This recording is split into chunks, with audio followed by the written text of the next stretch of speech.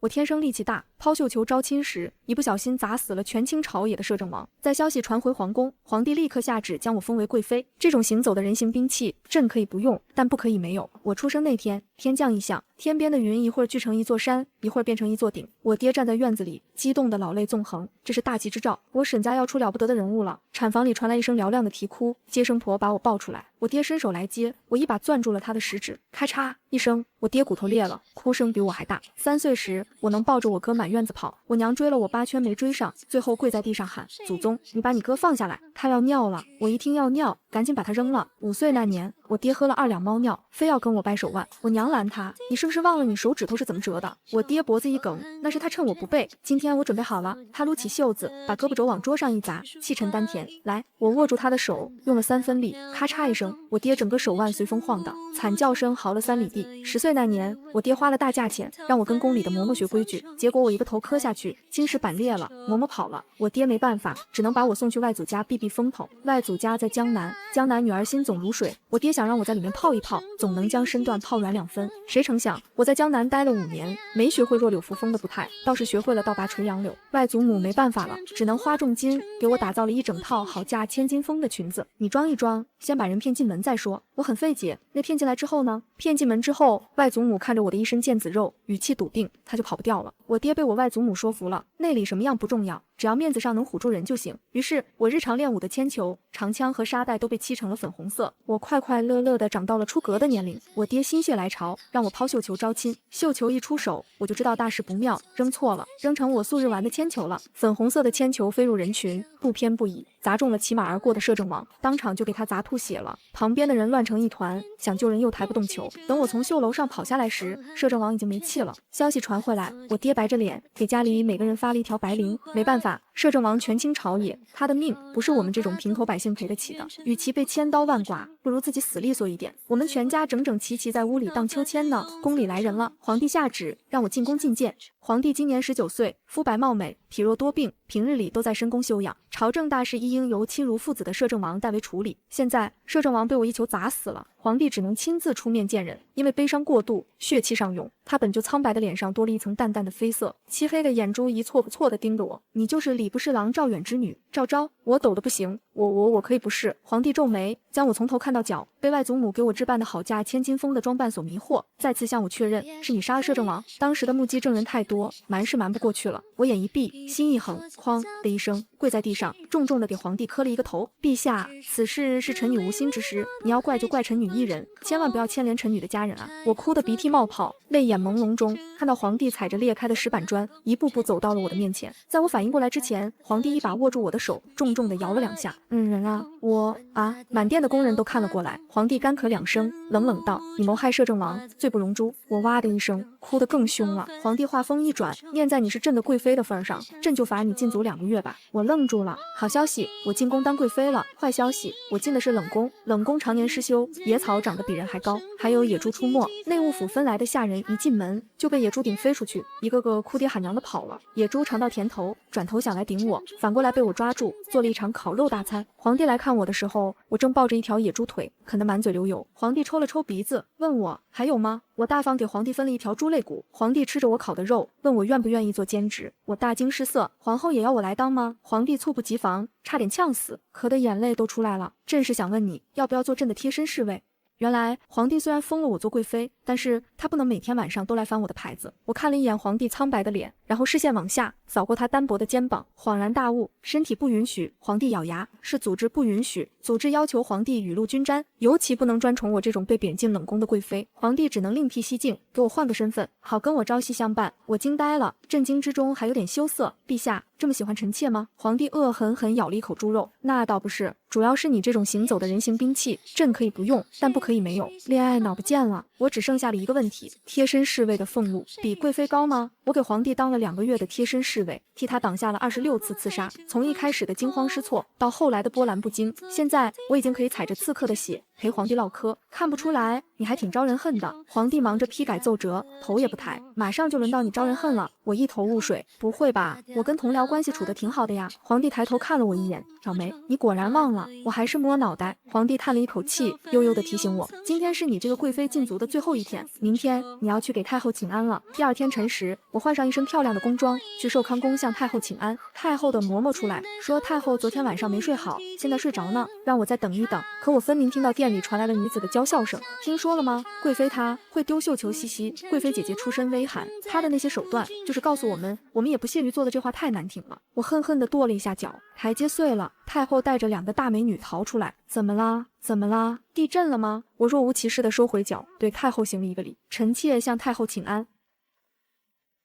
太后扫了我一眼，冷哼一声，没说话。她旁边一个穿绿裙的姑娘站出来，捂嘴娇笑了一声：“姐姐好力气，听说陛下还没翻过姐姐的牌子，也是姐姐这吨位，怕是陛下消受不起。”我看了看她那比皇帝还要细一半的腰，诚恳地点了点头：“你更消受不起。”绿裙姑娘以为我在威胁她，吓得脸都绿了，缩回了太后身后。另一个粉衣少女气哼哼地站了出来：“你得意什么？当妃子又不是当庄稼汉，不是谁力气大就能得宠的。”我点了点头，虚心求教：“那要靠什么呢？”粉衣少女翘起嘴角，两手一张，开始旋转跳跃，闭着眼，就像一个粉色的陀螺，直直地撞向了进门的皇帝。这2个月，我护驾已经护出了肌肉记忆，一看到有东西扑向皇帝，身体比脑子反应更快，立刻挡在了皇帝面前，替皇帝被粉衣少女扑了个满怀。粉衣少女睁开眼，看清自己扑的是谁后，满脸的娇羞就变成了气愤，哭着去求太后做主了。太后的脸色黑得跟锅底似的，堂堂贵妃，善妒至此，成何体统？皇帝拉了我一把，没拉动。皇帝沉默了一下，向前走了2步，挡在我的面前。母后，贵妃生性率直，不谙世事，朕这就带她去跪佛堂。我很震惊，我也要跪吗？皇帝暗暗瞪了我一眼，主要是你跪，真的吗？我不信。事实证明，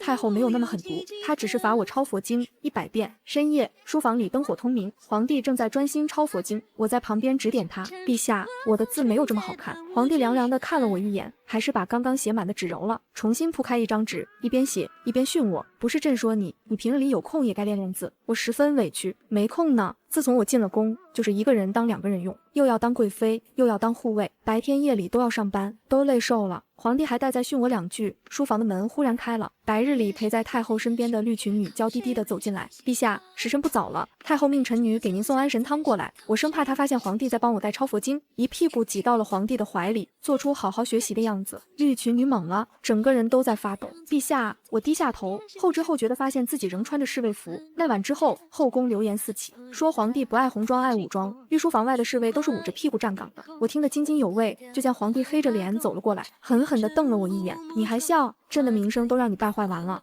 皇帝至今没有子嗣，而这个传闻的真假直接关系到他未来会不会有子嗣。满朝文武都坐不住了，折子雪花似的飞上来，都劝皇帝遵循阴阳之道，不要走后门。太后也慌了，不仅把皇帝身边伺候的人全换成了宫女，还把皇帝屋里的字画都换了。皇帝为了挽回自己的名声，皇帝当晚翻了我的牌子，后宫炸了。太后身边的粉衣女和绿裙女都来了，她们2人是太后的侄女，一个叫红芍，一个叫碧芝。陛下一成年，太后就千里迢迢将2人从老家接到宫里，让他们伺候皇帝。结果我后来者居上，成为第一个侍寝的妃嫔。现在他们2人气势汹汹地进来，我以为他们要同我算账，没想到一个人帮我梳头发，一个人帮我涂脂粉。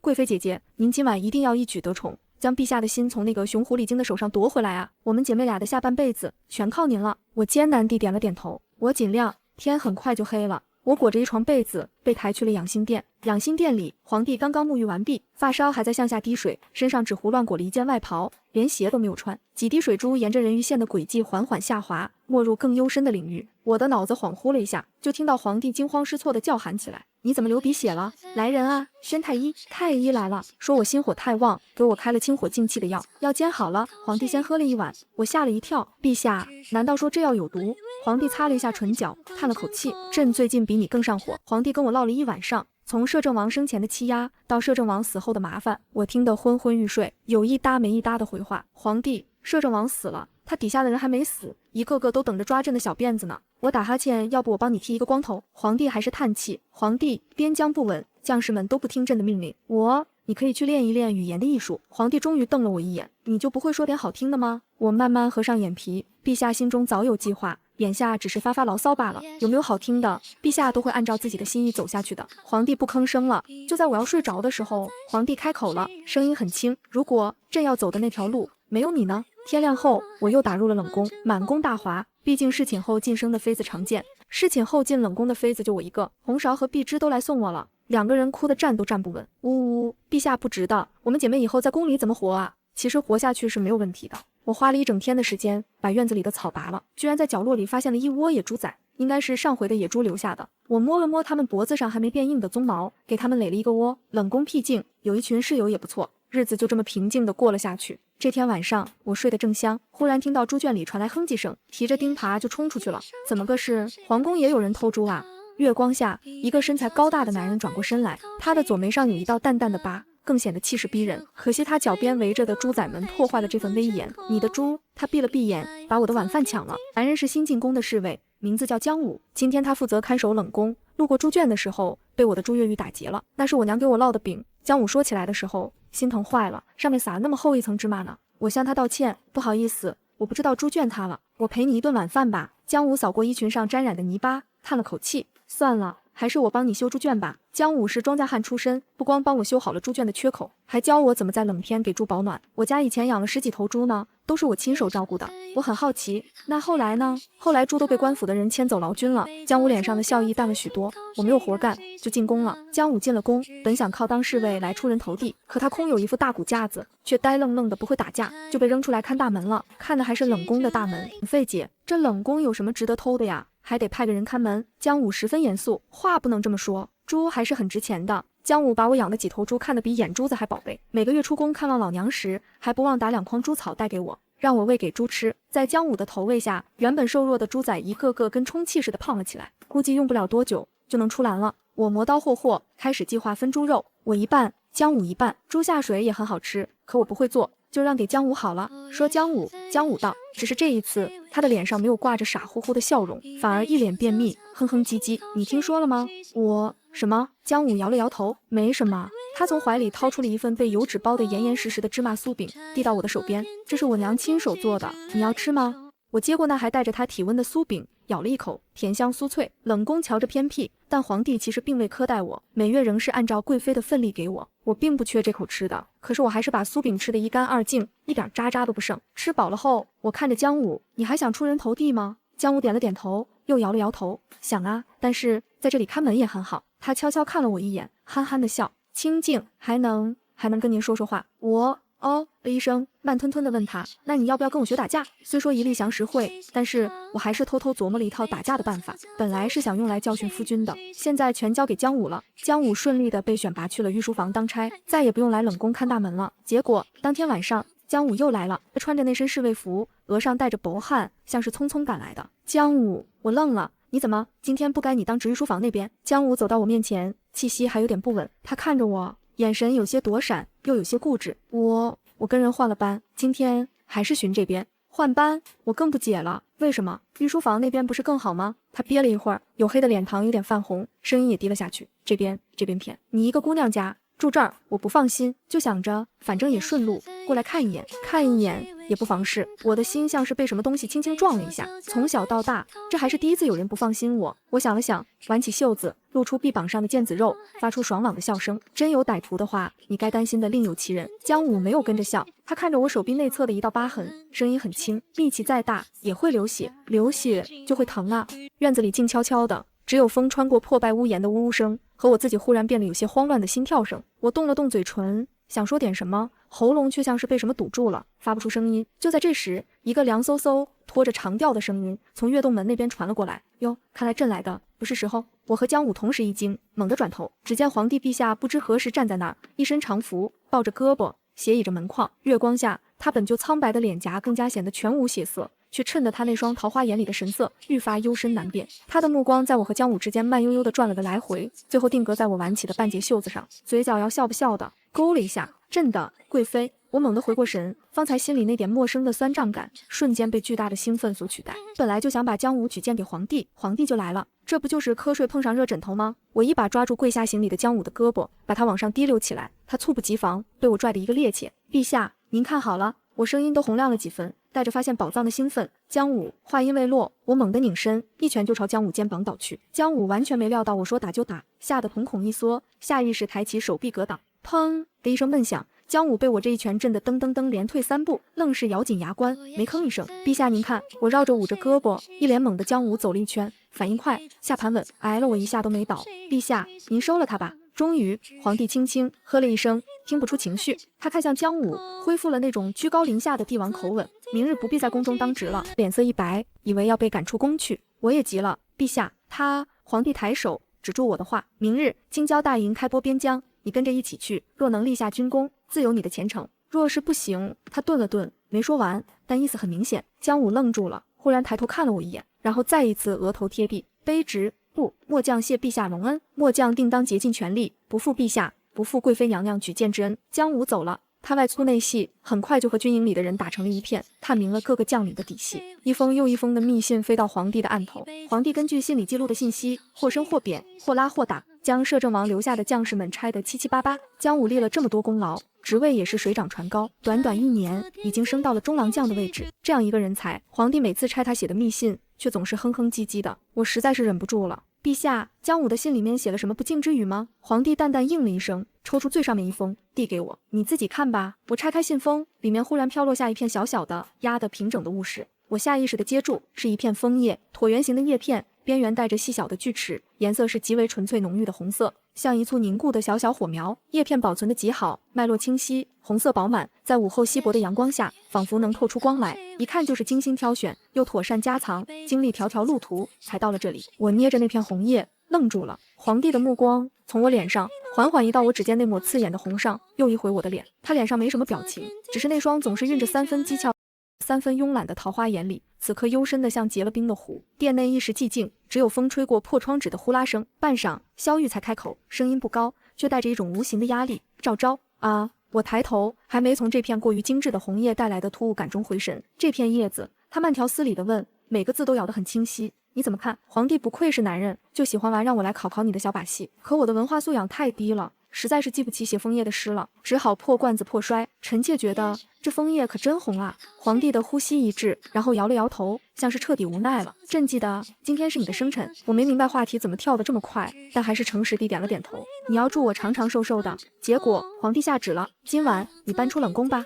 上一次我是寝室到一半自己睡过去了，再醒来时人已经在冷宫，成了满宫的笑柄。这一次我痛定思痛，在侍寝前喝了满满一壶浓茶，等皇帝来的时候，我已经在寝殿里打了3套拳。皇帝惊呆了，2年不见，你怎么练得这么大了？我看了自己鼓囊囊的肌肉，谦虚地摆了摆手，一般般吧，怕皇帝自卑，我热情地提出了建议，想学的话，我也可以教你。皇帝跟着我练了2招，直接累趴下了。我痛心疾首，你真是我带过最差的一届，人家江武就不这样。皇帝气笑了，赵昭，舌头不需要可以捐给有需要的人。我老老实实的哦了一声，想了想，还安慰了皇帝2句，身体弱点没关系，你有我呢。我进宫不就是为了这个吗？第一次侍寝的时候，我就知道皇帝对我没有任何男女起思，他要的只是我这一身的力气。皇帝不说话了，我以为他跟我上次一样睡过去了的时候，皇帝忽然闷闷地应了一声，这次侍寝之后，我不仅搬出了冷宫，还搬到了皇帝的寝殿，后宫都称赞我圣宠。红芍和碧芝特意过来看我，阴阳怪气2句。哎呦，要怪就怪我们不像姐姐生的这般威武雄壮，不能讨皇上欢心口。其实很难过，因为皇帝只准我搬过去，却不许我养的猪搬过去。赵昭，你要朕睡猪圈吗？我据理力争，我每天都给他们洗澡的。皇帝还是不许。你这猪都养了多久了？赶紧杀了算了。我瞪大了眼睛，这猪有江武的1半呢，他没回来，我怎么杀？皇帝掀开眼皮瞥了我一眼，阴阳怪气。行，那你就养吧，好好养。又是1年时间过去，猪又大了2圈。皇帝每次看到都会提醒我，哇，这么好的猪肉，再不吃就老了。我熟练地捂住猪的耳朵，恶语伤猪心，别听。是恶评。等我喂完猪，皇帝已经抄写了1整页的猪肉烹饪大全了。见我看他，还挑眉，怎么没你喜欢的吃法？这时太后过来了，还带来了一个喜讯，红芍怀孕了。皇帝一时没有反应过来，这和朕有什么关系呢？太后嗔怪地拍了皇帝一下，儿啊，你说什么呢？那一晚你在哀家宫里喝多了，是红芍伺候的你呀。太后带来的喜讯像一块烧红的烙铁，猝不及防地烫了我一下，又滋啦一声被扔进冰水里，激得我心头一猛，半晌没回过神。怀孕？红芍，陛下，我下意识扭头去看皇帝，他脸上惯常的讥诮像是被寒风吹散了，只剩下一片空白的冷凝。他嘴唇微微动了动，似乎想说什么，最终却什么声音也没发出来。太后还在絮絮地说着那一晚的意外，说洪韶如何悉心照料，说这孩子来的多么是时候，语气里满是即将抱孙的喜悦，以及一丝不易察觉的终于扳回一城的得意。他边说边用眼角余光扫着我。洪韶有孕，正需要人照料，贵妃若有空，不妨多去走一走。我张了张嘴，想说我不会照料人，可话到嘴边，看着皇帝那张苍白的近乎透明的侧脸，又全都咽了回去。最后我只干巴巴地应了一句：是，臣妾知道了。太后走了，院子里又只剩下我和皇帝，还有那几头吃饱了就睡的猪。风好像更冷了。皇帝站在原地，看着太后离开的方向，又好像什么也没看。陛下，我试探着叫了他一声，他没应。过了好一会儿，他才极其缓慢地摇了摇头，转身一言不发地走回了殿内。第二天早上，我按照太后的吩咐去看望洪韶，因为月份还早，洪韶的肚子看不出丝毫的起伏，但是说话时，她还是习惯性的扶住腰身。贵妃姐姐，快坐呀！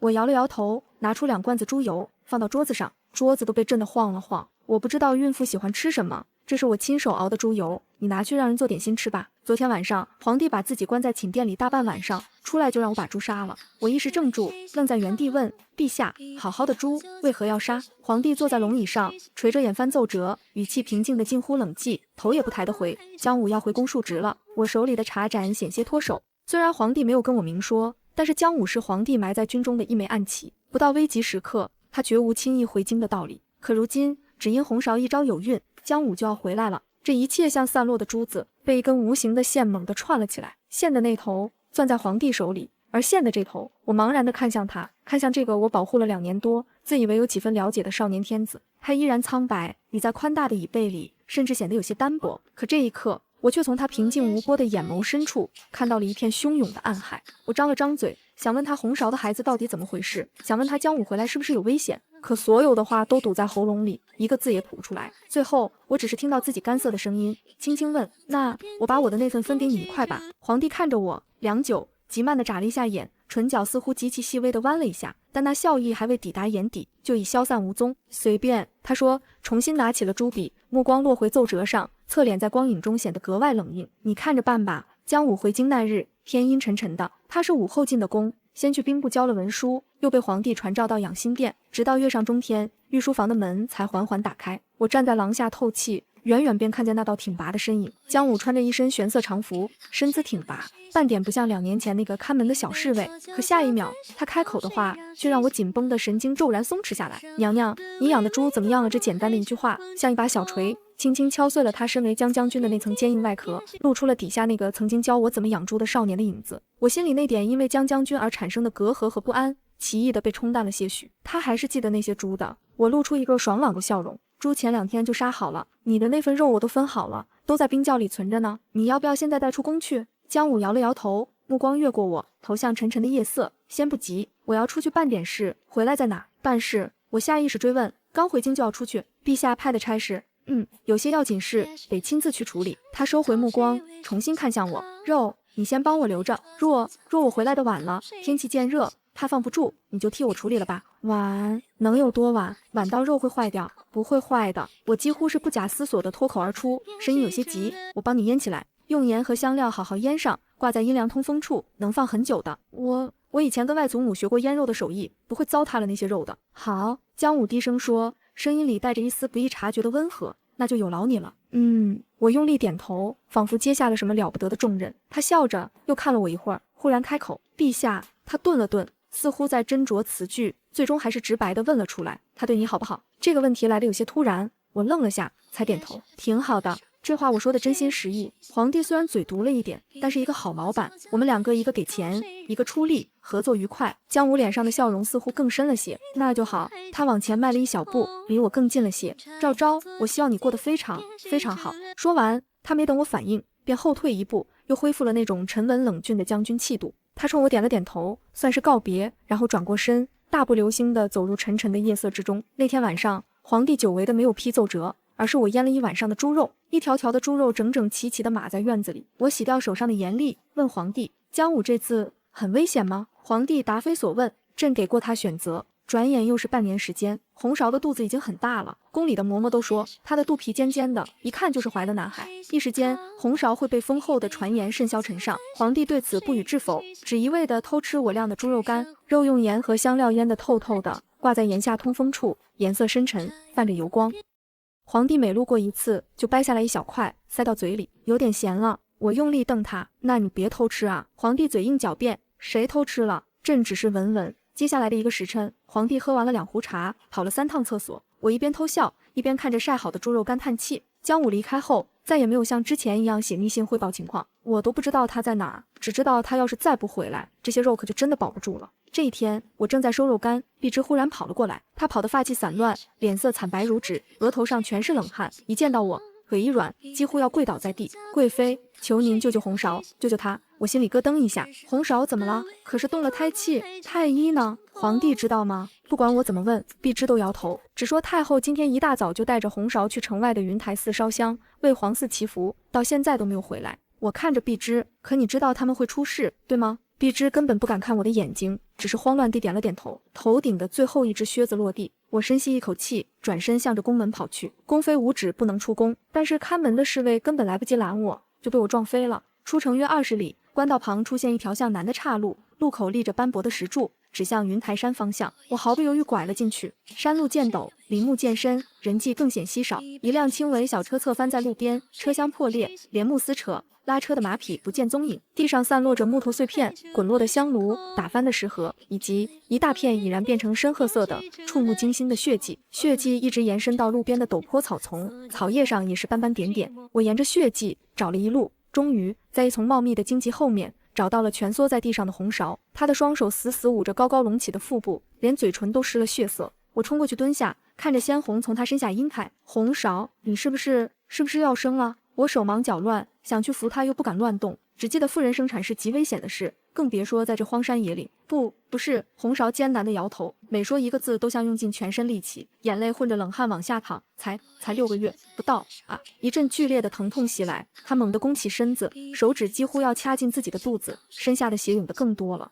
6个月，我心头巨震。按照太后宣称的时日，红芍的孩子应该足月了呀！红芍抓着我的手腕，疼得浑身发抖。孩子不是陛下的，是太后的计谋。他要一个皇子，逼我接种。皇帝谨慎，只在太后宫中留宿过1次，根本没有碰过红芍。太后就让红芍先宣称有孕，再去找人接种。我惊呆了，孩子你们都敢玩预售啊？红芍扯了一下唇角，如今我怀的月份也到了，太后早已准备好了一个刚出生的婴儿，打算今日让我在寺里难产而亡。红芍喘着粗气，断断续续地揭露着这令人胆寒的阴谋。我察觉不对，跟车夫扭打，车翻了，一阵更剧烈的宫缩袭来，红芍痛得几乎晕厥，身下血流如注，脸色已经白得泛青。孩子保不住了，我也。他眼中泛起死灰，那是生命流逝的征兆。别说话，撑住！我厉声喝断他，强迫自己冷静下来。慌没用，怕也没用，现在最重要的是止血，保住红芍的命。接生我不会，但止血，我猛然想起姜武。当年姜武教我养猪，连母猪的产后护理都教了，小产也是产，我只能赌一把了。我撕下自己的中衣下摆，快速叠成后垫，将布垫牢牢按在他出血最汹涌的下腹处，同时另一只手快速在他腿部和腰侧的几个穴位用力按压。这是姜武说的给大出血的牲畜回气的笨办法，不知道对人有没有用。疼，好疼！红芍在我手下颤抖，但呻吟渐渐的停了，血好像暂时止住了些。我抓紧时间把红芍背下了山。山下的医馆里，红芍在被大夫处理了伤口后就昏睡了过去。我刚松了一口气，就见到天边冒出一团火光。在城外看到城内的火光，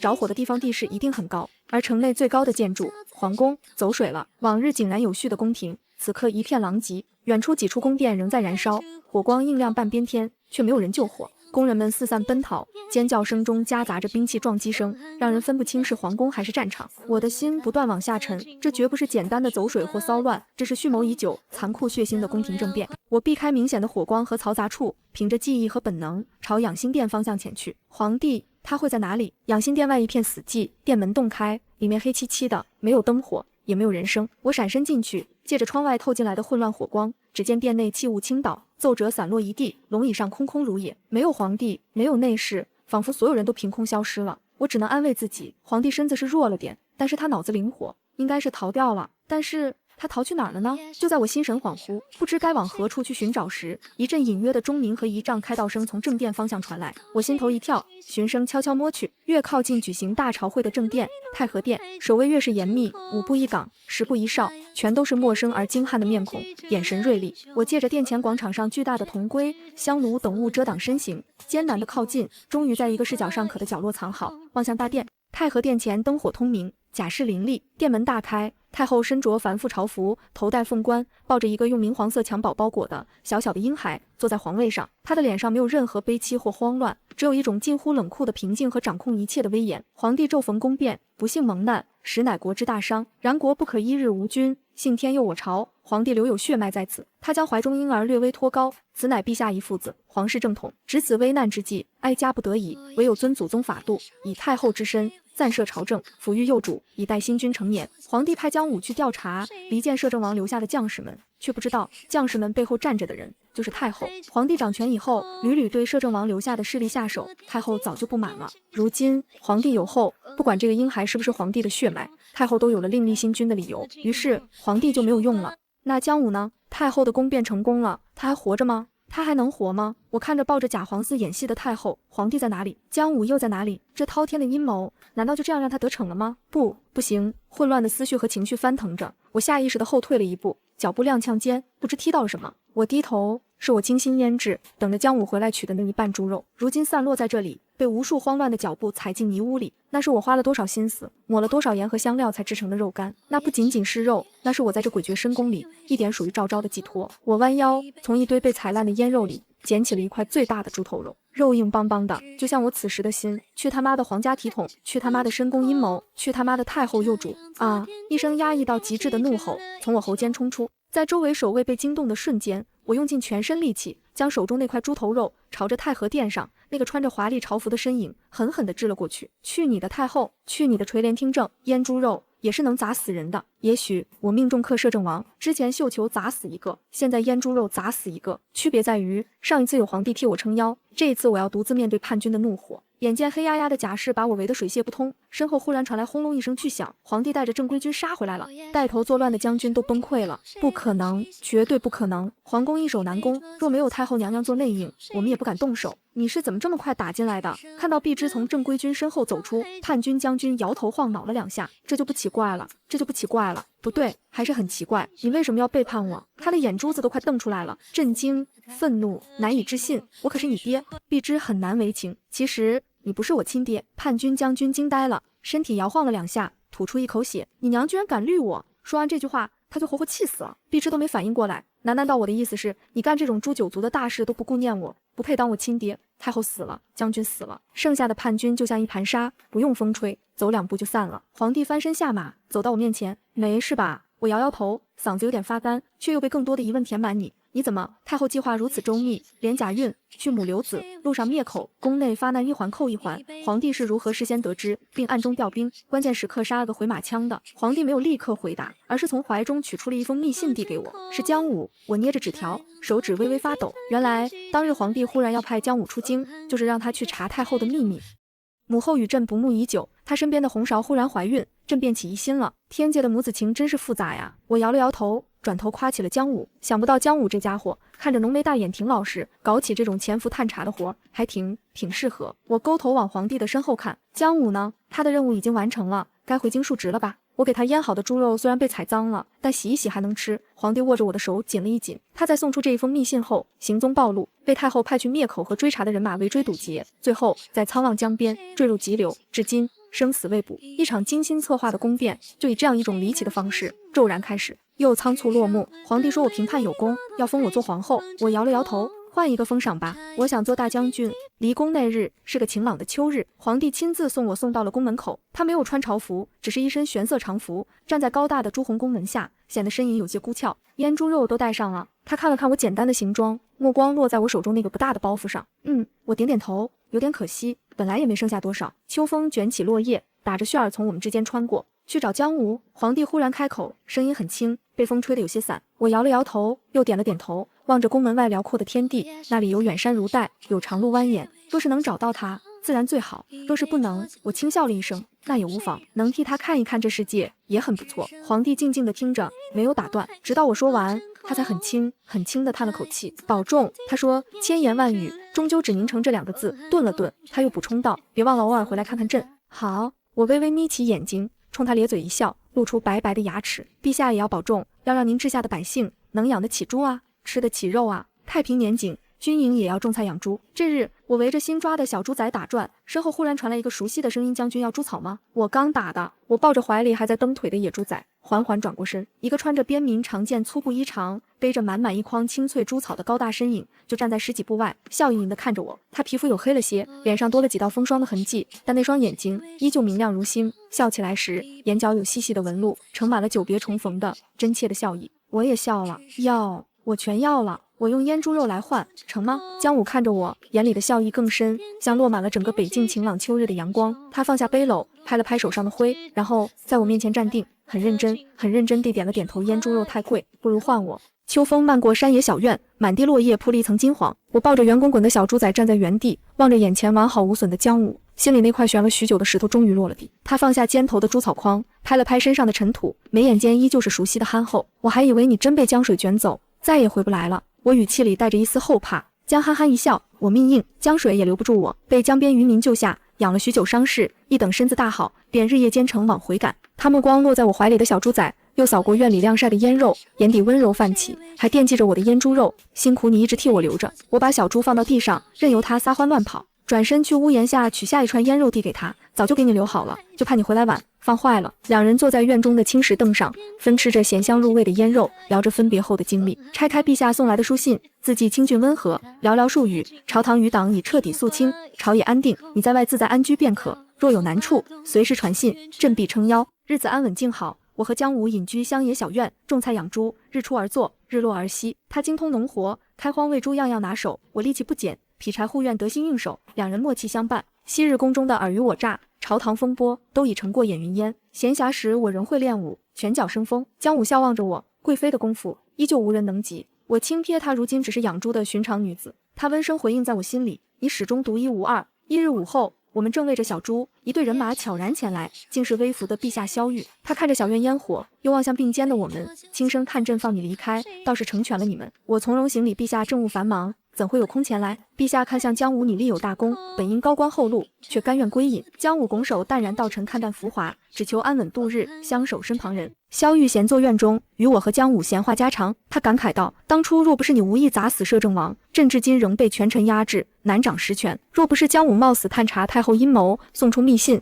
那次宫变，朕怕是早已身陷绝境。姜武拱手谦逊，护驾报国本是分内之事，能为国尽一份力，已是本分。萧玉看向他，语气带着惜才之意，你智勇双全，又有军功在身，朕数次想召你入朝封官任职，你却执意归隐田园。姜武摇头轻笑，历经生死浮沉，早已看淡官场名利，如今只想守着一方小院，种菜养猪，安稳度日，便是最大福气。萧玉也不强求，只是颔首应允，人各有志，你既喜欢山野安稳，朕便不勉强。往后若朝堂再有动荡，朕依旧会许你相助。午后秋风和煦，院中落叶纷飞，三人坐着闲话宫里旧事，民间百态，没有君臣尊卑，只像老友闲谈。萧玉不再勉强，坐下来与我们闲话家常，说如今朝堂清明，百姓安乐，还笑着打趣，你走后，宫里没人敢对朕，也没人给朕烤野猪肉、腌肉干，少了许多趣味。我挑眉笑道，陛下后宫万千，还缺一口肉。他摇头，他们娇弱，哪有你这般洒脱，能烤肉，能打虎，敢徒手拆台阶。我一时尴尬，姜武在旁低笑。天色渐晚，萧玉起身离去，认真叮嘱，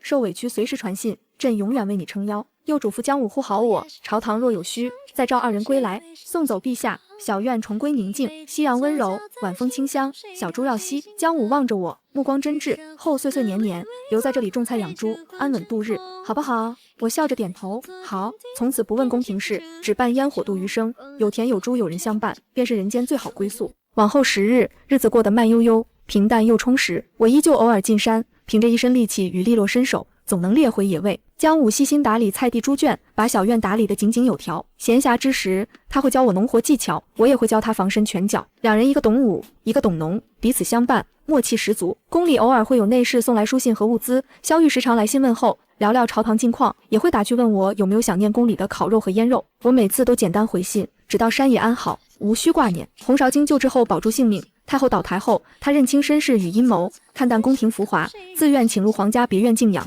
不再参与后宫纷争。必之揭发亲爹谋逆有功，陛下免其罪责，赐了安稳宅院，从此平凡度日，再无风波。所有宫廷恩怨、朝堂纠葛都渐渐离我们远去。一日雨后初晴，山间空气清新，我和江武一同上山打猪草、采野菜。山路清幽，林木葱郁，他走在前面开路，细心替我拨开枝叶，生怕我被树枝划伤。我看着他宽厚沉稳的背影，心里安稳又踏实。